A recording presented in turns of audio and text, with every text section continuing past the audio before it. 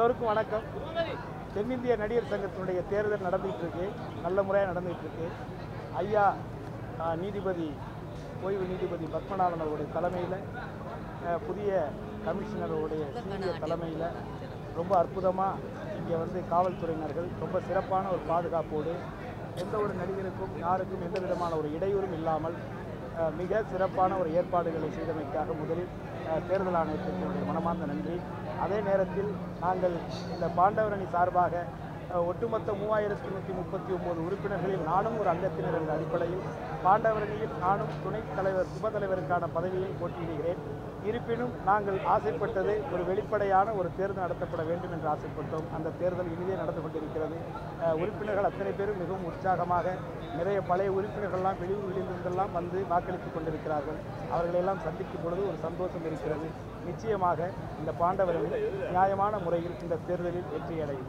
இதுவரை எவ்வளவு வாக்குகள் சார் பதிவாயிருக்கு? இதுவரைக்கும் கிட்டத்தட்ட 1600 வாக்குகளுக்கு மேல் பதிவாகியிருக்கிறது. மொத்தம் 2000 சில்லறை வாக்குகள் இருக்கிறது. இந்த நேரம் 2:30. நிச்சயமாக ஒரு 3:30 மணிக்கு மேல் ஒரு 5:30 மணிக்குள் அதிகமான உறுப்பினர்கள் வாக்களிப்பார்கள் என்று நான் நம்புகிறேன். உள்ள நடந்த பிரச்சனையை பற்றி இருவேறு தரப்பா சொல்லப்படுது. அதில் எதுதான் சார் உண்மை?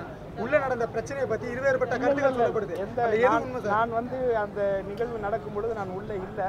பட் இருந்தாலும் நான் பார்த்த வரைக்கும் ஒரு சாதாரண ஒரு சின்ன கருத்து வேறுபாடு மட்டும்தான். அந்த கார்டை கொடுப்பது பண்ணுவதில் ஏற்பட்ட ஒரு சின்ன ஒரு கருத்து வேறுபாடு தான். அது சரியாகிவிட்டது. அதற்கிடையில் நடந்த சின்ன அந்த கூட்டங்கள், அதிகமான கூட்டங்கள் உள்ளே இருந்ததனால் ஏது என்ன என்பது புரியாமல் அவரவருக்கு என்ன ஏது என்று அந்த ஒரு கூட்டமும் குழப்பமும் தான் இருந்தே தவிர நிச்சயமாக யார் ஒருவருக்கும் எந்த விதமான கருத்து வேறுபாடோ எந்த விதமான தவறான செயல்களோ எதுவுமே கிடையாது. என்று சொன்னால் இங்கே இருக்கக்கூடியவர்கள் எல்லோருமே தலைவராக, மாற்று அணியில் இருக்கக்கூடிய தலைவராக இருக்கக்கூடியவரும் மற்ற நிர்வாகிகளும் எல்லோருமே பண்பட்டவர்கள், தொடர்ந்து இந்த நிர்வாகத்தில் இருந்தவர்கள்.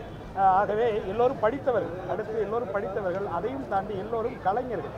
ஆகவே இது ஒரு தேர்தலுக்கான ஒரு சின்ன ஒரு போட்டிதானே தவிர நிச்சயமாக எந்த சூழ்நிலையிலும் எங்களை பொறுத்தவரை எங்களுக்குள் எந்த விதமான நிரந்தர கருத்து வேறுபாடு என்பது இருக்கவே இருக்கும். சார், விஷால் தாக்கப்பட்டதா சொல்றது எந்த அளவுக்கு உண்மை இருக்கு சார்?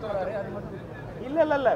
விஷாலை பொறுத்தவரை இன்னைக்கு நடந்தது அந்த கூட்டத்துக்குள்ள போட்டு அமுக்கும் பொழுது ஒரு ஆக்சிடென்ட் ஆயிடுச்சுன்னா காருக்குள்ள நான் பிடிக்கிறேன் நீ பிடிக்கிறேன் ஒரு எலும்பு உடஞ்சிருந்து அந்த எலும்பு இதயத்தில் போய் குத்துற மாதிரி நம்மளே போட்டு அமுக்கி விட்டுருவோம்.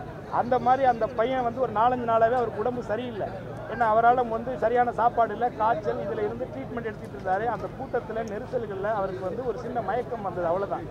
சார், நீங்கள் மயக்கம்னு நீங்கள் சொல்கிறீங்க, ஆனால் விஷால் தாக்குனது உண்மை அப்படின்றாரு சார்.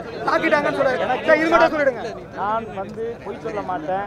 எனக்கு பொய் சொல்ல வேண்டிய அவசியம் கிடையாது. அங்கு நான் பார்க்கல.